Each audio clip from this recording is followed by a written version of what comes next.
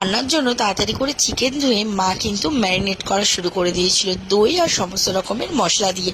আজকে কিন্তু পিকনিকের সমস্ত রান্নাটাই আমার মা করেছিল।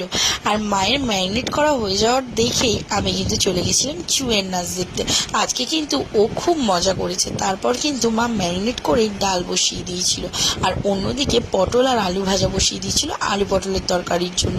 তারপরে কিন্তু আলু পটল ভাজা নামিয়ে মা কিন্তু মশলা কষানো শুরু করে দিয়েছিল। আর মার রান্না করতে করতে আমরাও একটু মজা করে নিয়েছিলাম, নাচানাচি গান, মানে দারুণ দারুণ। পিকনিকের সব থেকে বড় মজা হলো নাচানাচি গান আর সবাই মিলে একসাথে থাকা। তারপর কিন্তু মা মাংসও করে নিয়েছিল, নামিয়েও ফেলেছিল, আর তারপর কিন্তু আমরা বাটি বাটি বেড়ে ফেলেছিলাম। বাচ্চাদের প্রচন্ড খিদে পেয়ে গেছিল বলে ওদেরকে আগে খেতে বসিয়ে দেওয়া হয়েছিল, তারপর কিন্তু আমরাও বসে পড়েছিলাম। তো আমার পাতে প্রথমে আম দিয়ে ডাল আর আলুর চিপস পড়ে গেছিলো। তারপর কিন্তু আলু পটল দিয়ে খেয়েই আমি কিন্তু চিকেনটা আমার পাতে নিয়ে নিয়েছিলাম। যা দারুণ হয়েছিল না।